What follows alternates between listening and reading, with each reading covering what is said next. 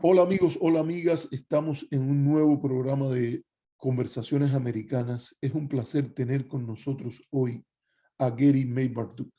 Gary May-Barduk es un académico norteamericano también con gran experiencia en el servicio exterior norteamericano. Fue diplomático en Cuba, en Nicaragua, en México, en varios países de América Latina, Venezuela tengo entendido también, y en otros países en África y otras partes del mundo. Gary tiene un PhD en economía, un doctorado en economía y actualmente es el presidente de la Asociación de Estudios de la Economía Cubana, más conocida por sus siglas ASCE. Gary es totalmente bilingüe en español e en inglés, que es su idioma nativo, y español, posiblemente incluso conozca otros idiomas, y él ha accedido en un esfuerzo especial a hacer esta entrevista en español.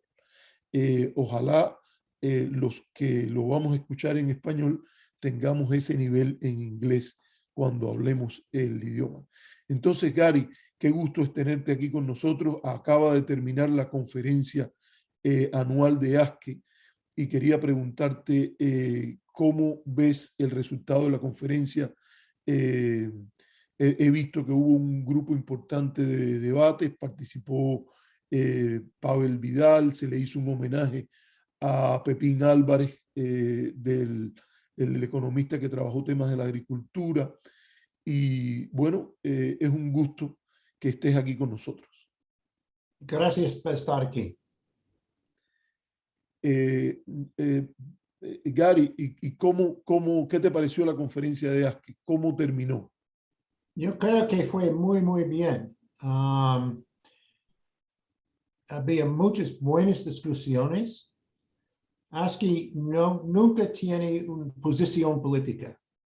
Es una organización de analítica, o por lo menos de opinión, pero de cualquier opinión.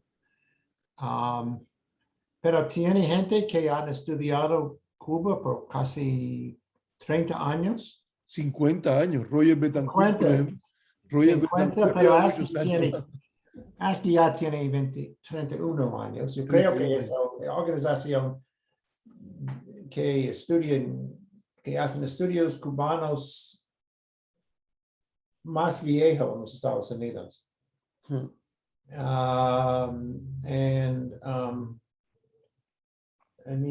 Aunque yo he estudiado Cuba desde 97, cuando yo fui a Cuba, yo estoy aprendiendo mucho de cualquier conferencia. Y ojalá que algunos de sus participantes sean miembros en el futuro, o por lo menos asistan a nuestro webinars y todo. Estamos tratando de traer buenas discusiones informales, más por economistas que otras cosas, pero tenemos gente de ciencia política, historia y todo. Y yo creo que es una buena organización. Bueno, hay una frase famosa de Hayek, el economista, que él decía que el economista que solo sabe de economía, ni de economía sabe. Así es verdad. Es que esa es una frase que a mí me gusta mucho usar. Es verdad. Gary, ¿y por qué empieza tu interés en Cuba? Porque eres como no quiero usar la palabra yanqui, ¿no? Porque es americano, ¿no? Pero eres del norte, eres En 59. eres de Nueva York. En Entonces, 59. ¿qué te llevó a ese interés por estudiar Cuba, por aprender sobre Cuba? En 59, cuando era 14 años, estamos mirando la revolución cubana. Y yo no sabía mucho, pero yo recuerdo New Year's Eve.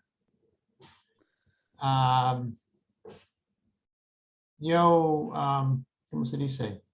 Pregúntalo, dilo en inglés y yo te I prayed. Si yo I recé, prayed that I didn't know, yo no sabía quién debe ganar. no sabía. Ojalá que pase bien.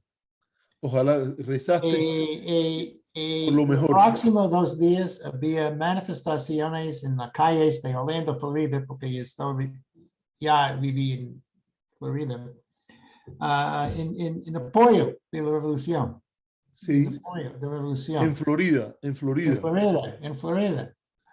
Um, ¿En qué parte de la Florida fue eso? Orlando, Gary? Orlando, En, Orlando, Central Florida. en Florida Orlando. Central. Orlando. Yeah, Sí, Orlando. sí. En el próximo año, con los tribunes y todos, y los ejecuciones y todo, había que podemos ver por televisión y por Life Magazine, Mm. you know, la La opinión revista pública, Life. La revista Life. yeah, en Life, sí, Life Magazine. La opinión cambió mucho. Bueno, algunos años después, todavía en Orlando, cuando llegó la Cuban Missile Crisis. Mm. Okay. Orlando era el hogar de Pine Castle Air Force Base, de McCoy Air Force Base, de la Strategic Air Command. We have nuclear. El comando aéreo estratégico. Exacto. Con los nuclear weapons, con los armas nucleares. Sí, y todo. Y yo recuerdo los convoys de tropas paseando a Orlando hasta el sur de Florida. Yo recuerdo mis padres estaban haciendo packing ahí, una caja metálica con comida y todo en caso que había un ataque nuclear. You know, bueno, pasó mucho tiempo. Empezó, llegué a ser un miembro del servicio extranjero. Mi primer puesto era Papua Nueva Guinea, en la otra parte del mundo. Wow, en Papua y Nueva Guinea. Sí, la primera embajada ya. En mi casa puede ver una gran colección de arte de Papua Nueva Guinea. Y después... Y en la foto de atrás te veo que te gusta mucho montar en la canoa. A lo mejor fue que allá aprendiste a montar canoa, ¿no? En Minnesota. En Minnesota, graduate school. Ah, qué bien. Este es de Maine, donde voy a estar en algunos días.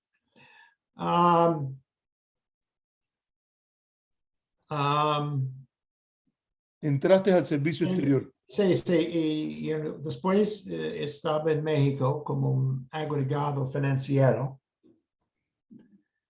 Y empezó la revolución en Nicaragua. En Nicaragua. En Nicaragua. Después un año en México, el Departamento de Estado me mandó a Nicaragua porque necesitaba un funcionario económico allá. Qué bien. Y la influencia de Cuba era muy evidente. Bueno, pasa algunos años más. Fui a Sierra Leona para guerra allá. Nunca quería que yo llegue a su país, porque siempre después había grandes problemas.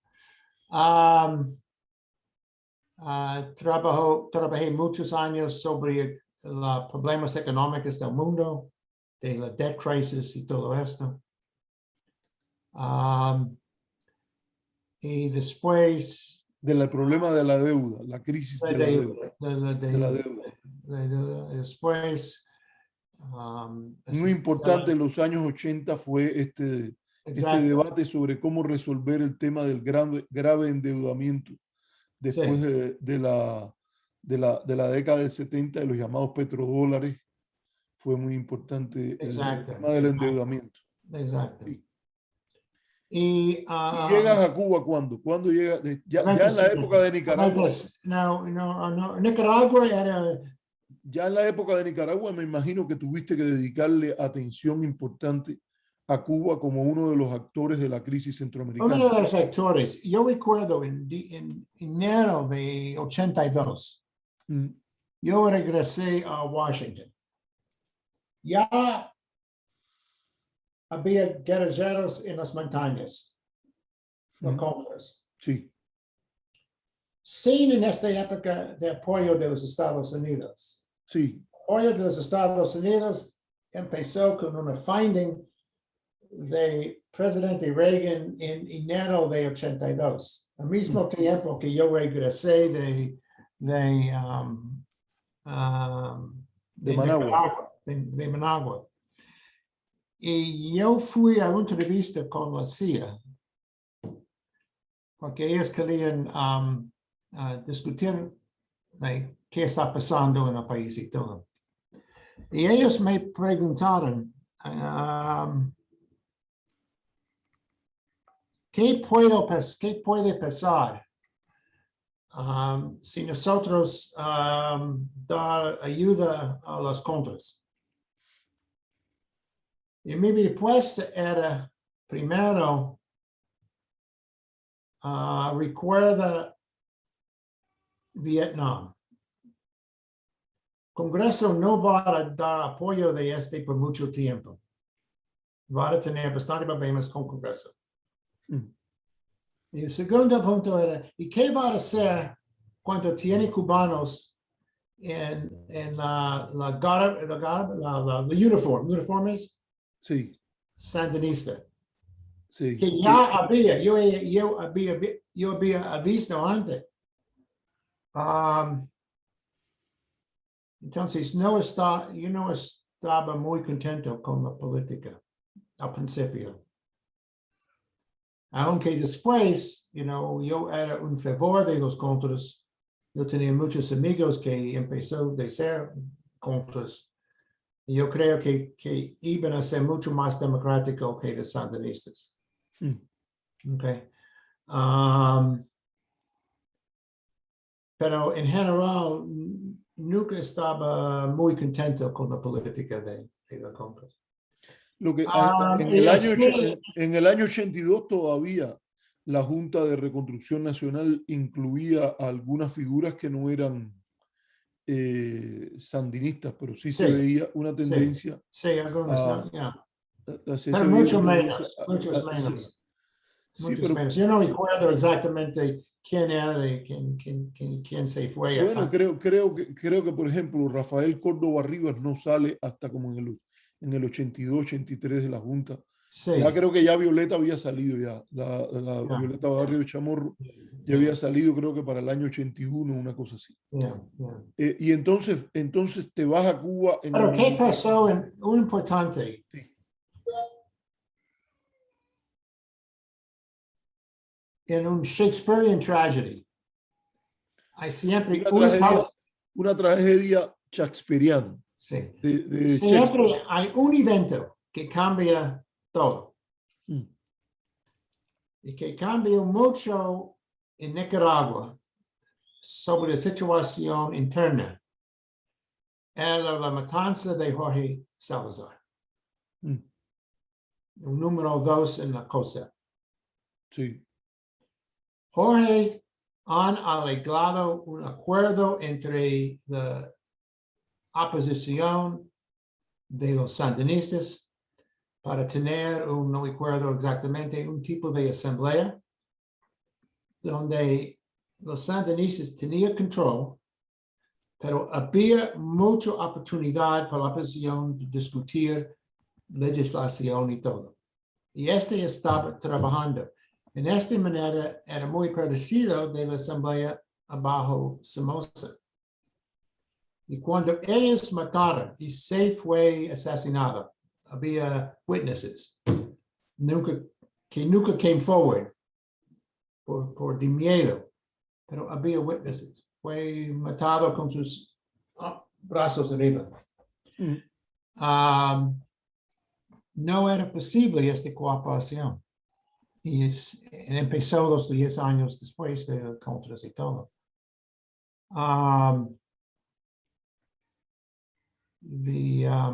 Anyway, Y So, eso pasó sí, y sí, después yo te fui a fuiste. Nicaragua, yo hice otras cosas y en fin llegó a ser jefe de asuntos centroamericanos en el Departamento del State, en la oficina de América Central.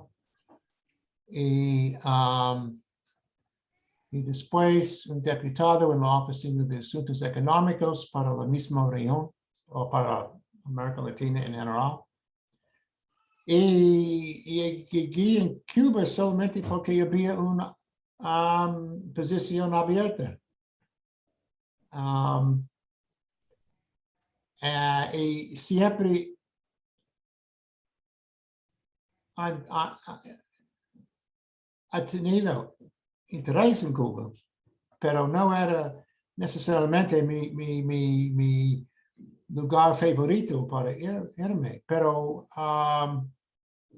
fue 2 años bastante interesante, bastante interesante. Esos años fueron exactamente qué años, 95, 97. No, bueno, no, 97 hasta 99. 99, 99. Ahí está, Durante la visita de la Papa y todo esto. durante la visita del Papa y el Papa, ahí sí es importante porque la Papa puede ser la Poteiro, entonces el Papa, la visita del Papa, Yeah. el Papa a Cuba. Yeah. Y entonces esta era la época que estaba, ¿cómo se llama la señora que fue la jefa de la sección de intereses ahí en Cuba? Vicky Huddleston, ¿no? No, Mike Antes, Kozak. Mike antes, Kozak. Mike Cossack was de Mike ahí. Kozak, sí. Ah, mira qué bien. Tú sabes que yo leí muchos de los libros de Michael Cossack porque él donó libros a la comunidad hebrea. Cuando él se va de Cuba, él le hace una donación grande de sus libros a la comunidad hebrea y en la biblioteca de la comunidad hebrea, en la parte de atrás estaban muchos libros de los que distribuía una agencia que se llamaba USIA, la Agencia de Información de los Estados Unidos. Y, por ejemplo, muchos de los libros de Huntington, de Sam Huntington y de otros grandes escritores norteamericanos, yo los pude leer ahí, incluyendo una novela que me encanta de Pearl Buck, que se llama The Patriot, El Patriota, que es un libro que está entre mis libros preferidos. Él los donó a la comunidad, no, o sea, no es su biblioteca, seguro que él se llevó sus propios libros, pero él dejó ahí, y yo siempre he dicho que esa es una manera que el intercambio de los viajeros, de las personas, en este caso era un diplomático, pero que ayuda mucho a la divulgación de una información diferente y que he oído mucho, por ejemplo, como judío, que en el caso de la campaña que se hizo para apoyar a los judíos de la Unión Soviética, muchas personas, precisamente porque podían viajar a la Unión Soviética, ellos llevaban a las personas que contactaban en la Unión Soviética, no necesariamente disidentes, sino llegaban a un hotel, leían su libro, se lo dejaban, leían el New York Times, lo dejaban allí, leían los periódicos. Y yo digo que a mí, por ejemplo, me influyó mucho que yo tuve la oportunidad de leer incluso hasta revistas The Economist, que él se las dejó a los miembros de la comunidad hebrea. Estaba atrás en la biblioteca, no estaba muy abierto, pero yo era muy amigo de la persona que maneja la biblioteca en Cuba en aquel momento, que es Adela Boring. No sé si tú alguna vez la conociste en las recepciones en la embajada y se podía ir y leer. Leí unas cuantas cosas allí. Entonces, hablemos un poco que ya que sabemos tu experiencia, preguntémonos entonces, Gary, ¿cómo tú analizas las relaciones Cuba-Estados Unidos? ¿Cuáles son los factores que para ti son más importantes cuando tú quieres hacer un análisis de las relaciones Cuba-Estados Unidos? Los derechos humanos. Es el tema que más te importa. No es mi especialista, yo soy economista, pero los derechos humanos. Es el tema que más te interesa. ¿Y cómo lo analizas? ¿Cuáles son las guías para medir ese tema? tiene que entender, como usted sabe muy bien, la comunidad cubana en los Estados Unidos. Sí, Okay. Si queda en la situación mal de los derechos humanos en Cuba, nunca va a ser muy buenas relaciones entre los dos países. Eso no puede ser, no puede ser. Mientras mi interés es más asuntos económicos.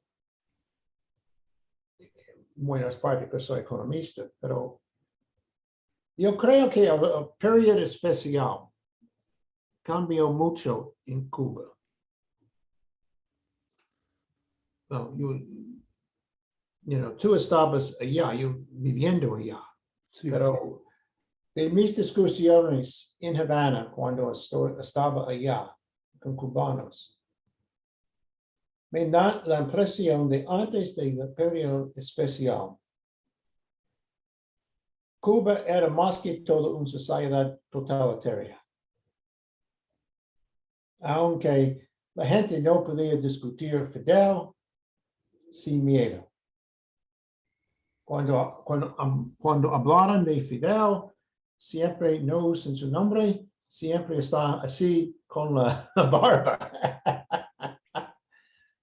Este cambió con el periodo especial. El gobierno ya no tenía controlar la vida económica de la gente, no tenía los recursos, no podía esperar la CDR para darte un fan o una, Un ventilador. sí, o una heladera, y esta cosa. Gente tiene que vivir en el mercado paralelo, gran parte. Y así, yo creo, llegó una época de más libertad personal, liberty. Sí. No política nacional, pero personal. Y este es muy importante. Yo quería llegar a ser un país un poco más libre. Déjame preguntarte, porque tú has dicho el periodo especial. No sé si tú te ubicas solo en la década de los 90 o tú te ubicas en todo lo que ha venido después de la década de los 90, incluyendo los años. Oh, sí, estoy hablando de todo. De pero todo el periodo. Yo llegué en 97, algunos años después de la caída de la Unión Soviética y todo. Y ya el gobierno estaba tratando de, ¿cómo se dice?, de frenar este desarrollo económico del sector privado. Aún más en los primeros años del nuevo milenio.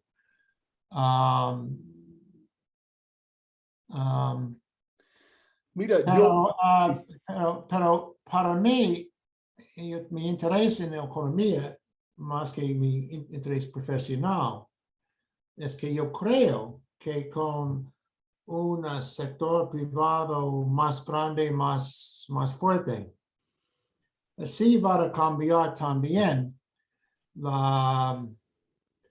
los libertades civiles y todo y del pueblo, que quizás no va a llegar a ser un país democrático, pero uno mira por lo mismo algo menos dictatorial. Ok.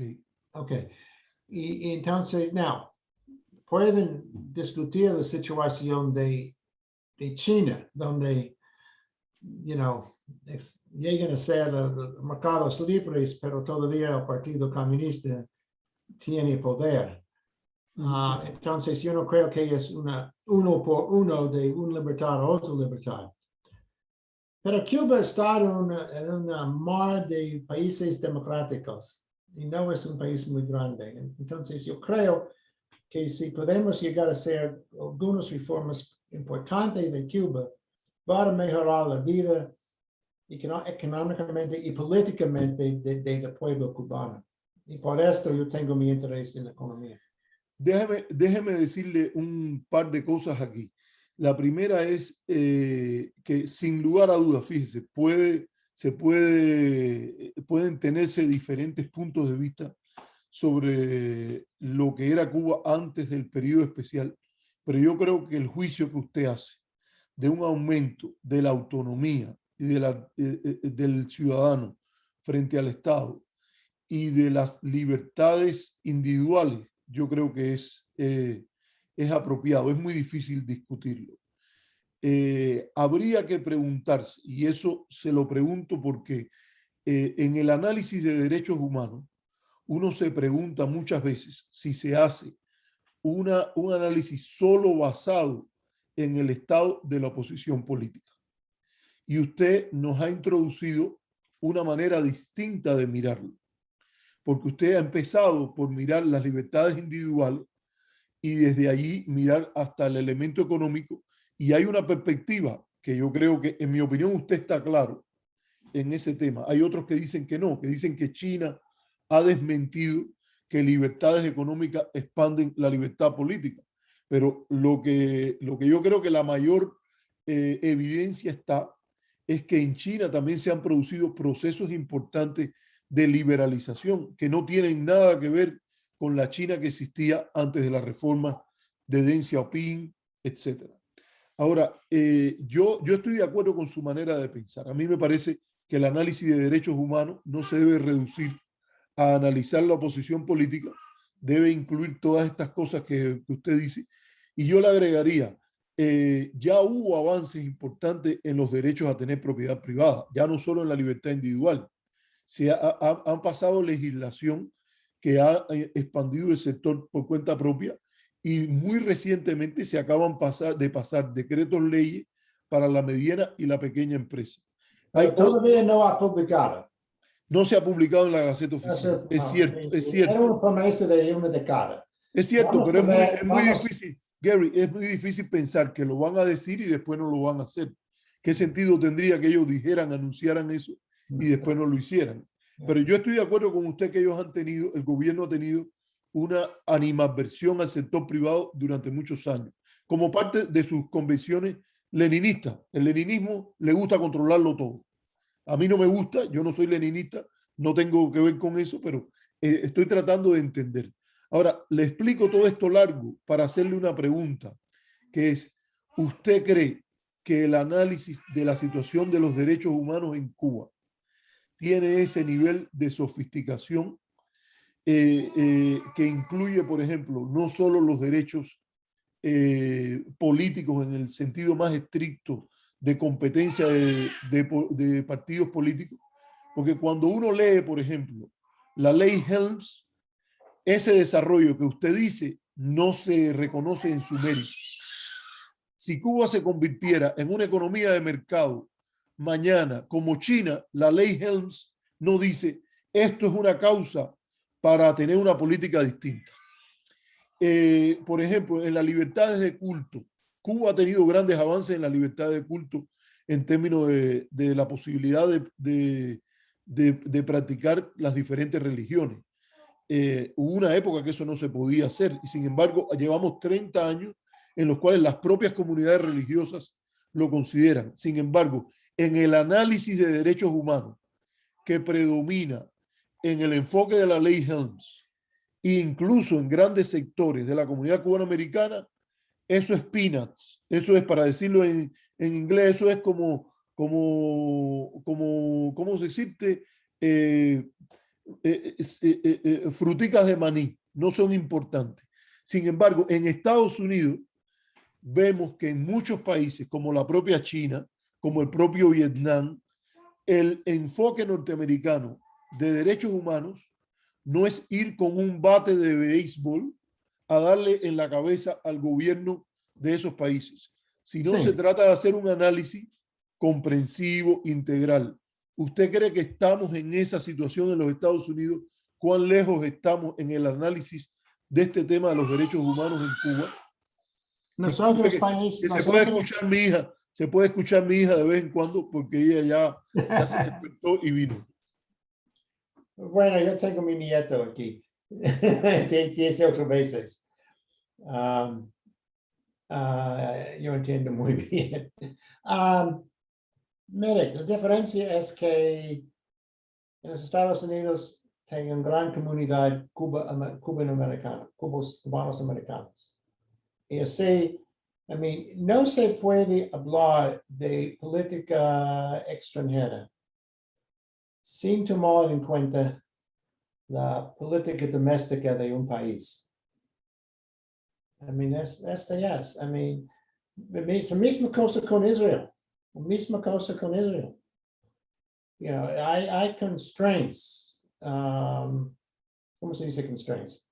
Limitaciones. Hay limitaciones. Hay limitaciones. Sí, pero entonces hagámoslas explícitas, digamos, no estamos haciendo un enfoque correcto de derechos humanos integral, lo que nos estamos llevando es por un tema de política interna.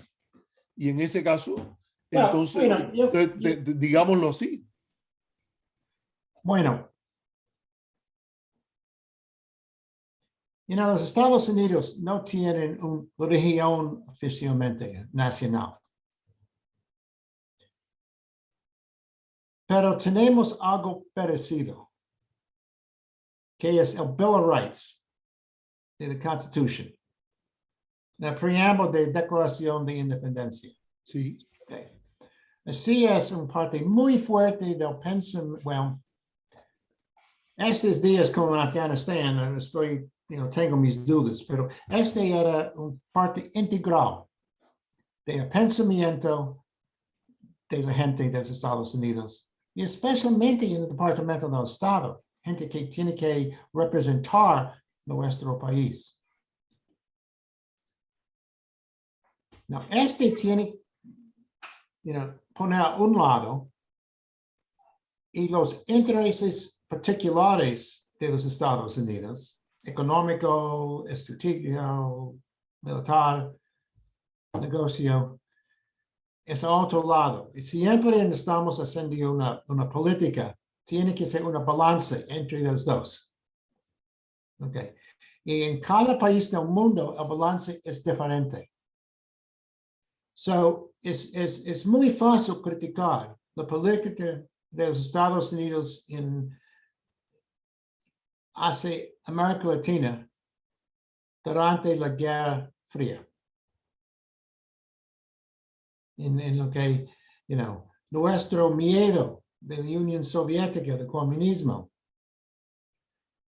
significa que tuvimos que poner al lado algunos problemas, concerns, preocupaciones sobre derechos humanos en Guatemala, por ejemplo. Pero siempre estaba un parte de nuestro pensamiento en cualquier país. En algunos países no podemos hacer nada de esto. Hemos llegado a este punto en Afganistán. Pero cuando puede hacer algo, cuando los otros intereses no tan importantes, sí, derechos humanos pueden llegar encima de los otros. Este es el asunto de Cuba. Ya no tiene miedo de la Unión Soviética y todo. Pero Cuba no es importante para nada ahora, menos derechos humanos. No tiene, nosotros podemos vivir sin Cuba. La ciudad de Orlando tiene un Producto Bruto Nacional más grande que Cuba. Sí. que Cuba, hace muchos años había, ¿quién fue el cubano más exitoso sobre economía? Fue el presidente de Coca-Cola. Roberto Boizueta. que ya fue Roberto Boizueta. Yeah. Entonces, no tenemos que tener mucha preocupación de otras cosas de Cuba. Sí, yo estoy de acuerdo con que la importancia de Cuba ha decaído en el rango de interés de los Estados Unidos. Ahora, a mí lo que me parece, y si quieres lo dejamos ahí, Gary, porque hay lugares donde a veces la polémica puede descansar, pero a mí me parece que Estados Unidos ha sacrificado sus intereses estratégicos y sus intereses económicos en el contexto cubano, no a la promoción de los derechos humanos, sino a la promoción de las preferencias de los grupos dominantes en la comunidad cubanoamericana, que es diferente, porque no es lo mismo lo que son las preferencias de los grupos dominantes en la comunidad cubanoamericana que lo que sería una política de derechos humanos hacia Cuba. Y te voy a decir un grupo de temas. Primero, las sanciones nunca han tenido un criterio de derecho internacional humanitario. No distinguen entre sanciones indiscriminadas y sanciones targeted sanction, que se diría sanciones dirigidas. Y eso es un criterio de una política de derechos humanos. Para parte de una política de derechos humanos es su credibilidad de que no le hace daño a la población que dice querer representar. Y no se ha podido pasar de una política de sanciones indiscriminadas a una política de sanciones dirigidas porque los sectores dominantes en la comunidad cubana no lo han permitido. Y los políticos norteamericanos han aceptado ese juego.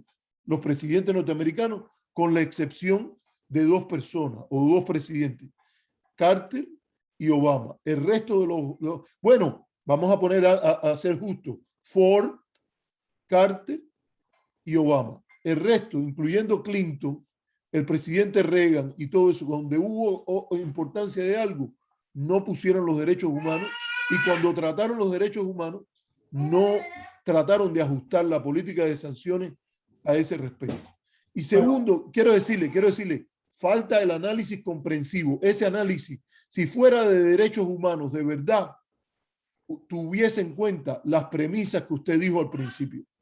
El tema de las libertades económicas, el tema de las libertades sociales, el tema de las libertades culturales. Óigame, la variedad que hay en el tema cultural, las libertades que hay en el tema cultural, hay un pluralismo religioso, social, económico y cultural en Cuba que es típico de un sistema post-totalitario.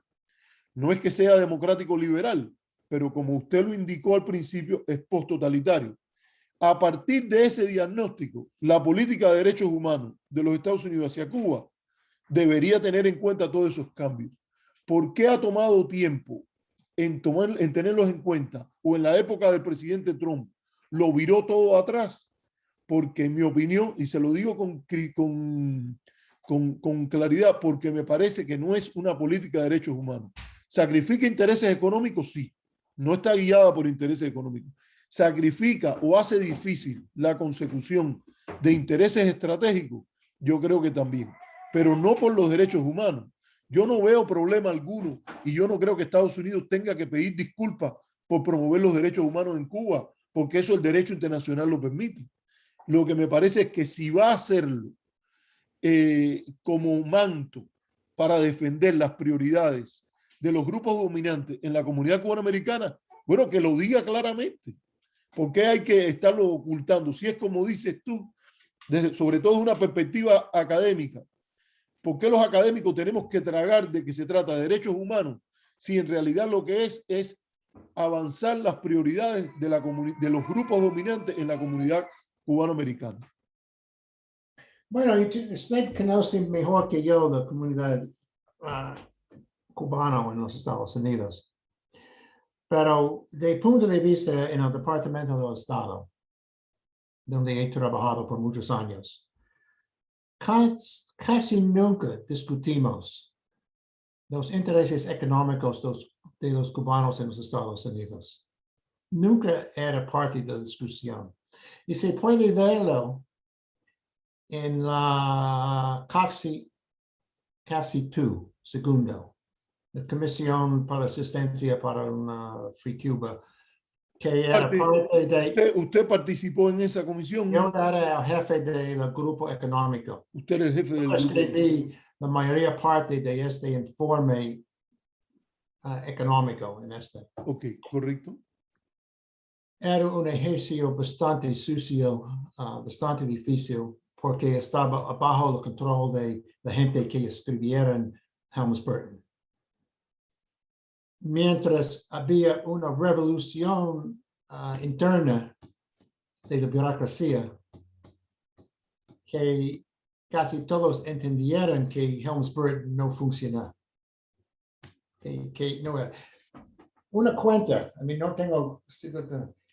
Cuando Clinton aprobó. Estamos hablando de Roger Noriega, es Roger Noriega. Exacto, Roger Noriega y todo.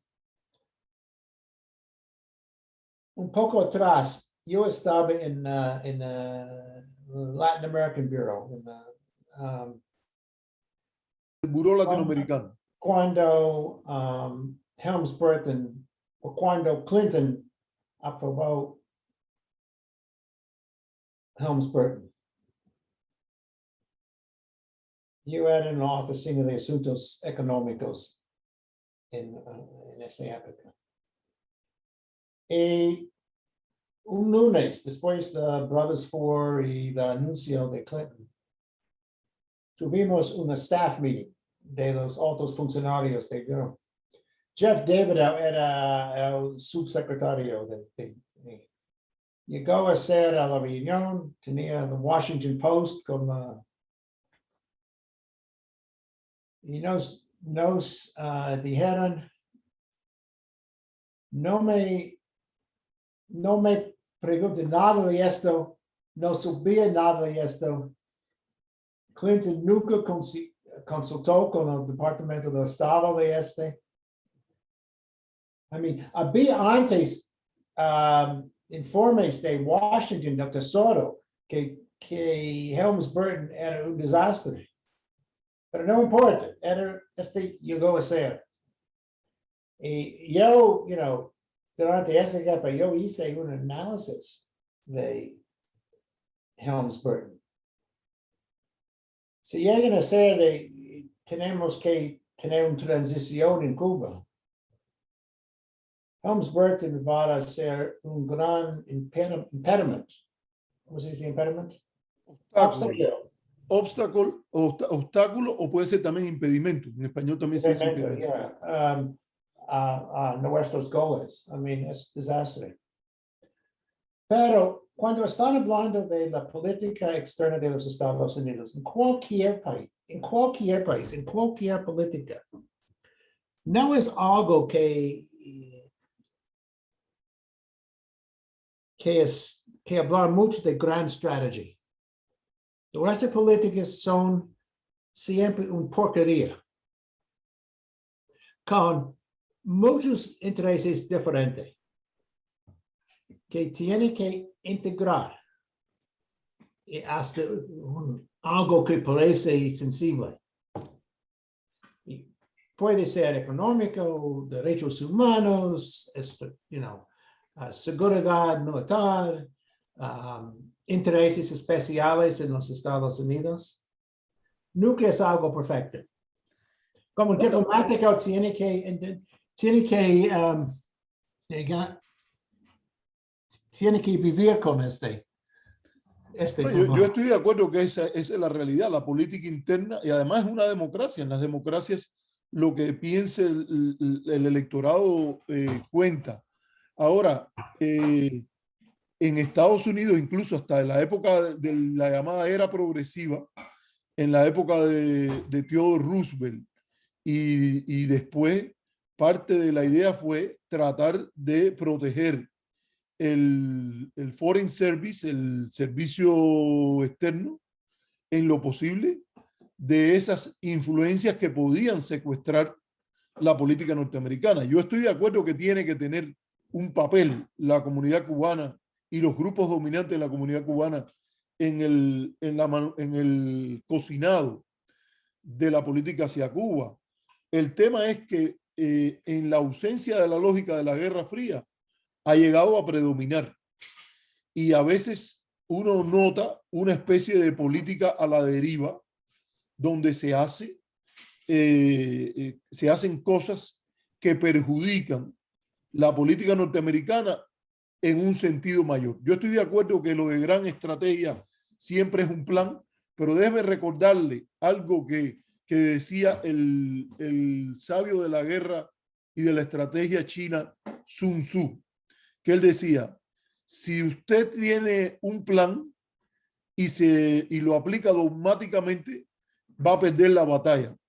Pero el que no tiene ningún plan, pierde la batalla seguramente. Entonces, hay veces que uno se pregunta si hay una idea de política exterior hacia Cuba que va más allá de simplemente satisfacer las presiones de la comunidad cubanoamericana. Y usted mencionó un caso que le voy a decir que lo confirma, el caso de Clinton. Si usted lee las memorias de Clinton, lo que dice de la política hacia Cuba es irresponsable delante de lo que pensaron los padres fundadores. Porque los padres fundadores hablaron de crear grandes distritos para que la política tuviese que interactuar las diferentes facciones y terminara produciendo lo que es mejor para los Estados Unidos en general. Ahora, Clinton en sus memorias dice, sin ningún recato, sin ningún cuidado, él dice, aprobar Helms-Burton fue muy mala política para los Estados Unidos, pero fue muy mala política exterior para los Estados Unidos, pero fue buena política hacia el estado de la Florida para nuestra reelección.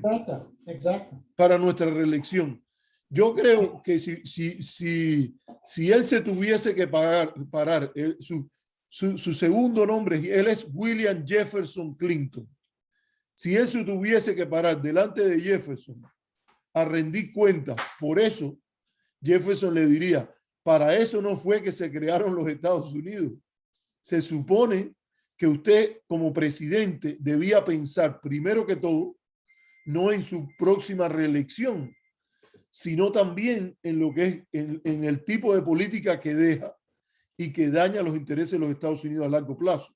Yo sé que los políticos no funcionan así, pero lo que es el modelo hay que pensarlo y discutirlo. Bueno, recuerda que siempre vivimos en la política. Sí, sí, pero dentro de esto. Pero hay alta política y pequeña política. Y yo creo que en este caso sería bueno para evitar más problemas en el futuro que se pensara un poco como país Estados Unidos y menos en simplemente la idea de la próxima elección. Eso no le ha ido bien en parte, no solo en el caso de Cuba, sino en otras áreas, no le ha hecho bien a la política exterior norteamericana.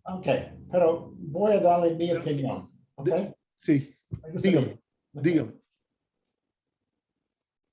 Cuba no vale nada para los Estados Unidos. Nuestros intereses. No es importante económico, ya no es importante militar. Puede ser un importante sobre las drogas. Más o menos, mientras cuando estaba en Havana y después escribiendo unos de mis primeros papeles en ASCII, yo escribí un papel se llama Mitigating the Inevitable Disaster. El papel, déjeme traducirlo. El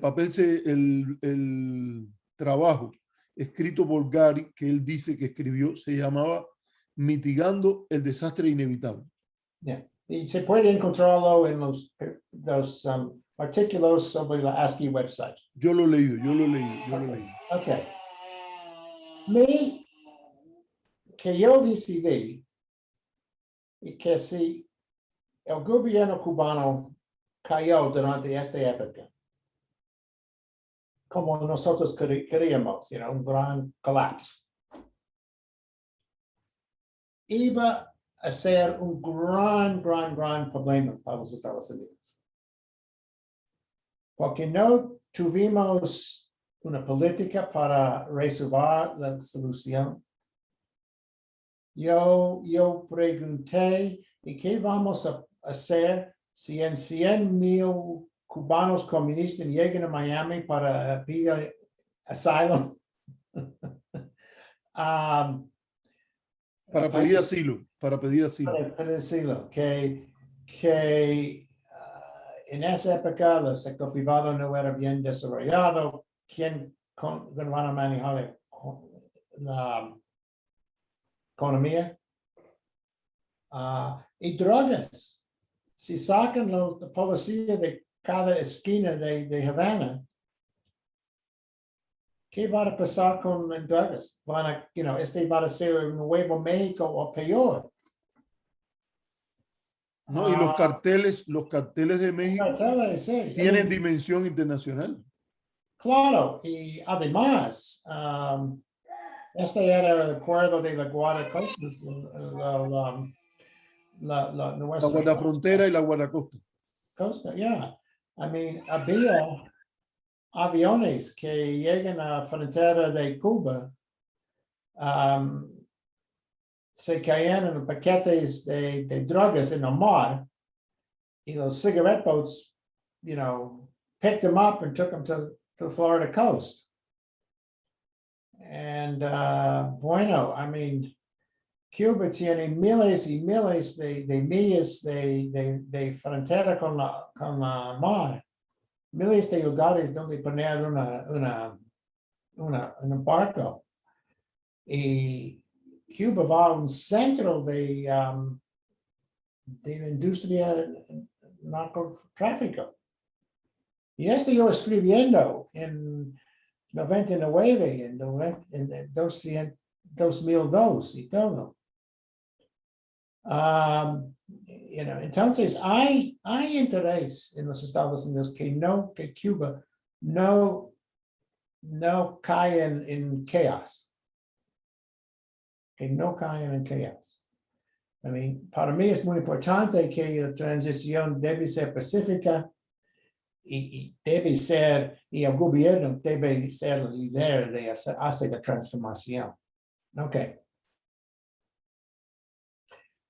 Pero mi opinión es que el gobierno cubano no tiene capacidad de hacerlo.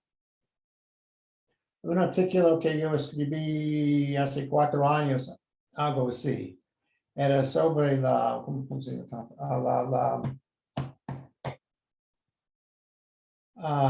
Arteriosclerosis del régimen cubano. Y nosotros discutimos cuando estoy escribiendo esto, que ¿por qué el gobierno cubano no puede hacer cambios? Hay algunas razones. Primero, ideología. Aunque ellos saben que la economía no funciona, todavía está atrapado.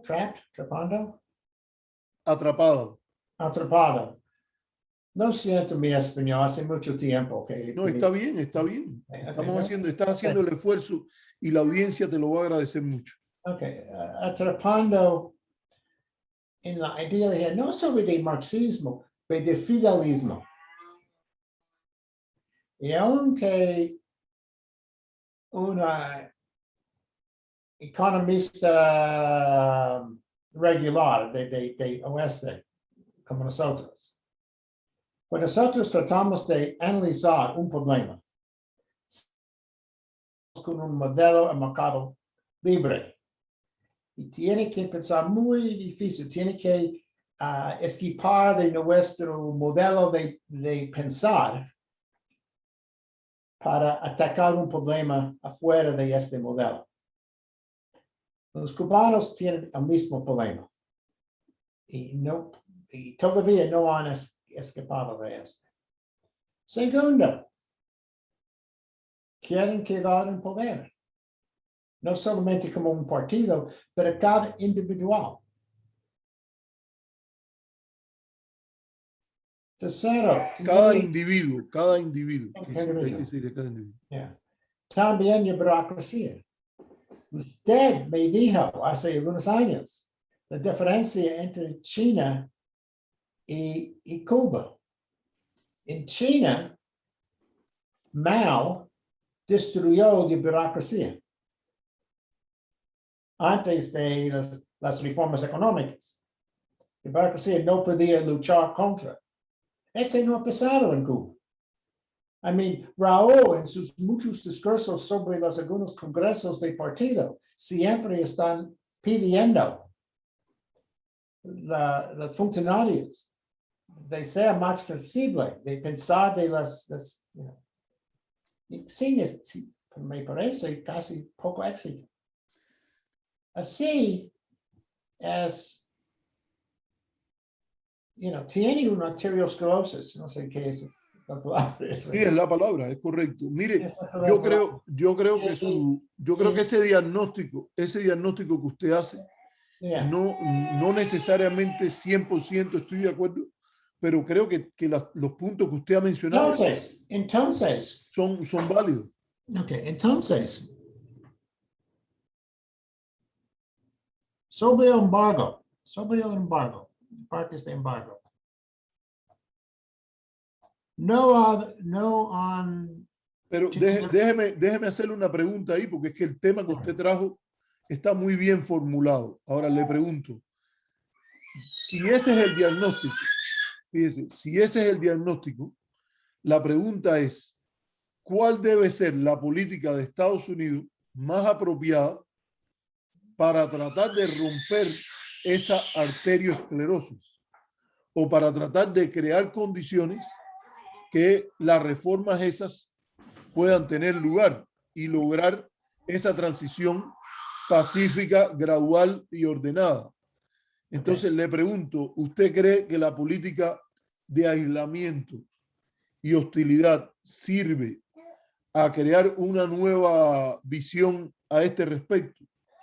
Fíjese, yo sé que hay curas internas, esos son problemas internos que no se deben al bloqueo, no se deben al embargo, no se deben a las sanciones.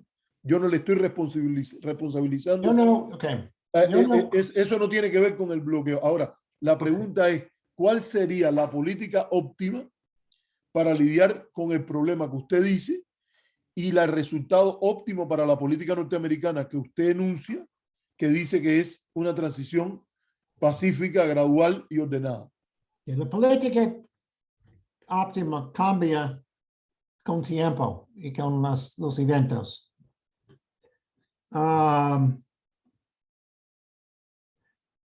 Al principio, yo no creo que cualquier política de los Estados Unidos pueden resolver el problema cubano. El problema cubano tiene que ser los cubanos tienen que resolver. De acuerdo. De acuerdo, ok. Es primero. Entonces, casi no importa la política de los Estados Unidos. Pero, en este momento. Bueno, ahí usted saltó largo, pero yo voy a escuchar su opinión. Ok.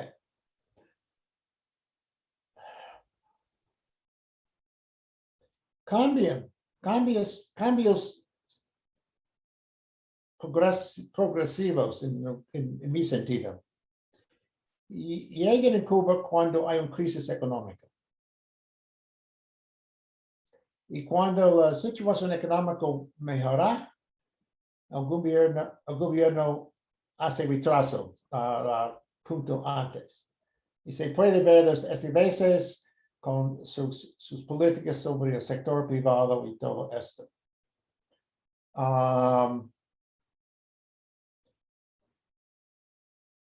Cuba hoy es como se dice, un perfect storm. Una tormenta perfecta. Una tormenta perfecta. Que era el título de nuestra penúltima conferencia de ASCII.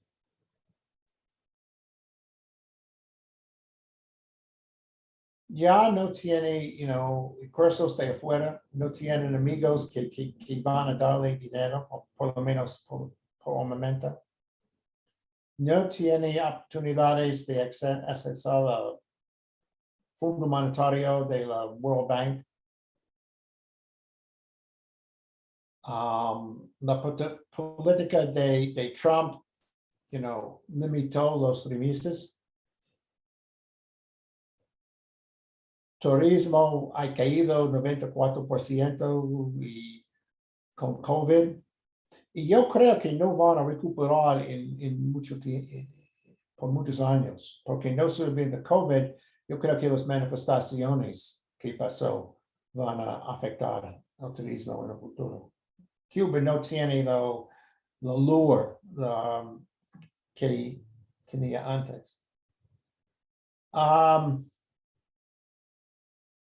Y al mismo tiempo tiene que dar comida a la población. Tiene que dar medicina a la población. ¿Ok? Así estoy a una década o más que una década de hablando de reformas. Ya están tratando de hacerlo de una manera bastante inefectual, pero en la dirección correcta.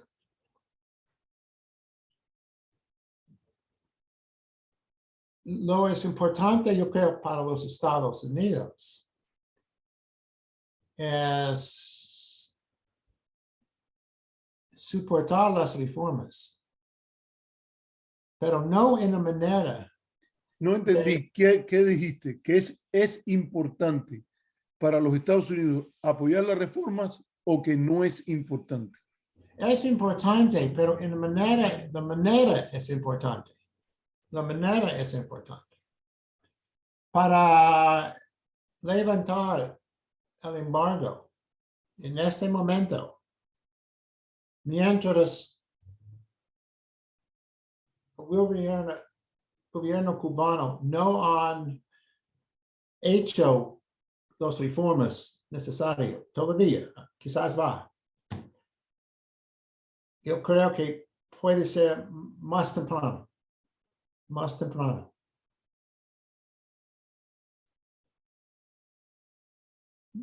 Como discutimos en nuestra discusión en ASCII. Yo creo que nuestra política debe ser hablar en una manera bastante tranquilo, sin grita, sin política privada, con el gobierno cubano. Y dice, menos, ustedes tienen que hacer sus políticas que ustedes creen son necesarias. Si nosotros tratamos de decirles lo que tienen que decir, todo siempre van a rechazarlos. Ni en privado o en público. I mean, es un buen tiempo para ser mudo nosotros. Pero en privado, podemos decir, si hagan las reformas que pueden apoyar, que pueden mejorar la situación económica en el país para permitir algo de crecimiento. Después, no antes, pero después, podemos apoyarlo y tratar de ayudarlo. Y en el sentido que podemos levantar el embargo, por lo menos por el sector privado, para permitir créditos al sector privado. Esto significa que tiene que tener un mercado de divisas en Havana, que no hay en este momento. Pero el crédito tiene que ser de los proveedores, supplier credit. No puede venir de los bancos garantizados depósitos del gobierno de Estados Unidos. Porque siempre Cuba muchas veces no van a pagarlos. Entonces no pueden ser depósitos garantidos. Pero si una empresa... Sí, pero eso pasa en otros lugares también, a veces con países que tienen peor crédito país Sí, que Cuba. exacto. Y Estados Unidos le permite, por ejemplo, si hay personas, digamos, en la República Centroafricana o en Sierra Leona, donde estuviste de diplomático, hay créditos que no los pagan, pero que el gobierno norteamericano dice, no es nuestro problema. Si hay entes privados que lo presten, ellos toman la responsabilidad. Sí, sí. Que con Cuba no ocurre así. Con Cuba no ocurre así por el bloqueo. y durante la crisis de divisas, costó el sector privado muchos en muchos países. Algunos bancos costó mucho. Pero again, estamos hablando de Cuba, no estamos hablando de otras partes del mundo. Entonces, si alguien quiere dar supplier credit de su propio recursos, puede ser. Ellos pueden tomar el riesgo o no pueden tomar el riesgo, pero no de los bancos que los padres tienen garantías de público. Okay. Pero te pongo un ejemplo. El gobierno cubano, para hablarte un ejemplo, el gobierno cubano permite la importación hoy para uso comercial de paneles solares. Estados Unidos está a favor del uso de la energía renovable. El sector privado cubano puede empezar a comprar eso para hacer más eficiente su consumo energético. Hay sectores en Estados Unidos que le venderían con gusto esos paneles solares a Cuba. ¿Por qué no se puede hacer? Por la posición, por el embargo. Okay, es por no, lo que... Esta cosa que no estoy de acuerdo con esto. Okay. Pero al mismo tiempo ya vendemos comida a Cuba que han doblado en los últimos 6 meses. Vendemos medicina a Cuba y yo sé que hay licencias que hacen la pobreza bastante difícil a veces. Y debe cambiar. Debe cambiar. Podemos hacer ahora mismo. Pero y no tengo ningún problema de, ayuda humanitaria a Cuba. No tengo. Aunque tiene que recordar que hay un problema humanitario en todo el mundo en este momento. Sí. Y en muchos lugares tenemos que dar ayuda humanitaria. Ahí quería terminar, porque esa es la última pregunta que te quería hacer ya, para ir cerrando. Gary, ¿qué tú crees que se puede hacer en tema de cooperación contra la pandemia entre Cuba y Estados Unidos? No. Te voy a recordar algo. En un artículo que él escribió para la revista Foreign Affairs en el 2016, Biden, que estaba en la agonía por la pérdida de su hijo, Bo, que incluso él después habla de esto en su libro Promise Me That, él en el artículo en Foreign Affairs, él escribió que un ejemplo de liderazgo norteamericano había sido la lucha contra el ébola en West África, en África Occidental, y que se había traspasado las diferencias ideológicas frente a amenazas transnacionales. Y él ha dicho reiteradamente que eso es una condición de liderazgo norteamericano. Hay 2 situaciones hoy que son de corte humanitario en las cuales tu opinión yo creo que puede ser muy interesante en este programa. Una es la situación del COVID, no solo en Cuba, sino en el área del Caribe, que es un área contigua a los Estados Unidos, y el terremoto en Haití. Entonces te quería preguntar, ¿qué posibilidades tú crees que hay de un liderazgo norteamericano en esta área? Tú me preguntaste el sábado y te lo quiero reiterar aquí. Un área donde las sanciones son bien fuertes es en las sanciones secundarias en el campo financiero. Un área podría ser una licencia general para el uso del dólar en transacciones que terminen en un contenido humanitario, para uso humanitario. Diga que de China, Jack Ma de Alibaba quiere mandar una donación a Cuba y lo que quiere usar es dólares, que no se le vaya a poder a poner una multa por enviar ventiladores a Cuba. O digamos para apoyar la presencia que un banco francés con apoyo de franceses quiera ayudar a la misión médica cubana con medicina para la misión médica cubana en Haití, no debería ser objeto de la persecución por parte del sistema financiero norteamericano. Entonces, te quería preguntar en eso, ¿qué áreas tú crees que podrían moverse en este tema del enfrentamiento a la pandemia? Porque te Después- digo, yo como ciudadano norteamericano también me pregunto por qué se le hace daño a la credibilidad norteamericana en esta área cuando se habla de estos temas y se dice, no se puede cooperar porque está el bloqueo norteamericano o el embargo norteamericano o las sanciones norteamericanas. Yo creo que en la competencia que hay con otros grandes poderes, un liderazgo norteamericano implica también pasar por encima de medidas unilaterales coercitivas que hacen difícil ese liderazgo. Well, you know, un poco de historia. Durante the landslides in Venezuela.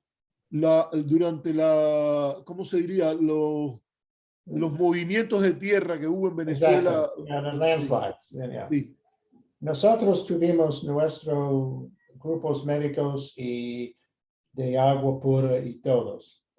Estamos trabajando sobre los playas de La Cata y todo. También allá los doctores cubanos y nosotros trabajamos bastante bien entre nosotros. o sea, los doctores cubanos y los doctores norteamericanos. Qué Exacto. bien. No Okay. sabía esa historia. Yeah. Y en la otra earthquake en Haití hace 10 años, yo escribí una carta a la Washington Post. Que lo leí, yo lo leí. Sí, yo lo leí. Pidiendo, Y se publicó, sí, correcto. sobre que tenemos que trabajar con los médicos cubanos.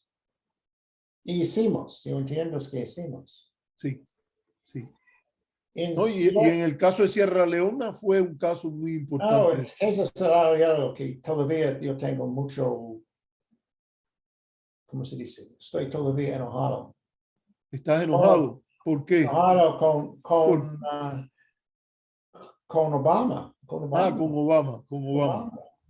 Pero yo tengo entendido que que hubo buena cooperación, que se enfermó un médico cubano y se le sacó al barco que estaba norteamericano. Yo fui al embajador de Sierra Leona en Washington con 2 papeles que se llama talking points. Sí. Uno, ¿cómo ustedes pedir ayuda de los Estados Unidos? Un página de talking points. Otra página, así tiene que pedir ayuda de los cubanos. Qué bien. A través de las Naciones Unidas porque Cuba no tenía embajada en Sierra Leona. Freetown. Y al mismo tiempo me mandé una carta, un email al ex jefe del ejército Sierra Leona en Freetown con las mismas cosas. En 5 días, el gobierno de Sierra Leona ha pedido los 2.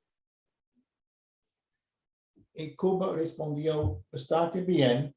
Los Estados Unidos con más recursos, pero con mucho menos entusiasmo. Tenía un impuesto que hasta yo creo que todavía es una vergüenza. Yo tengo fotos de mí en frente de Casa Blanca diciendo que Africans are people too. Entonces, sí, podemos ayudar en Haití y hacemos cooperativo y podemos cambiar algunas de las reglas financieras. Pero es difícil cambiar las reglas financieras, es muy complejo. No es solamente políticamente, pero cómo hacerlo, no es fácil. Okay. Bueno, yo tenía algunas palabras finales, pero no recuerdo qué era. Entonces. Bueno, Gary, hemos tenido una muy buena conversación. Te agradezco el esfuerzo que has hecho para hablar en español y así poder llegar a nuestra audiencia. Vamos a tratar de a ver si sacamos este programa lo más rápido posible. Hemos tratado temas muy interesantes. No sé si los paneles que hubo en ASCE se van a hacer disponibles para el público, porque sé que se grabaron, pero fue una conferencia muy interesante. Yo me inscribí, yo soy ahora miembro de ASCE. Nuevamente hubo una época que fui, me quité por un tiempo, ahora he regresado.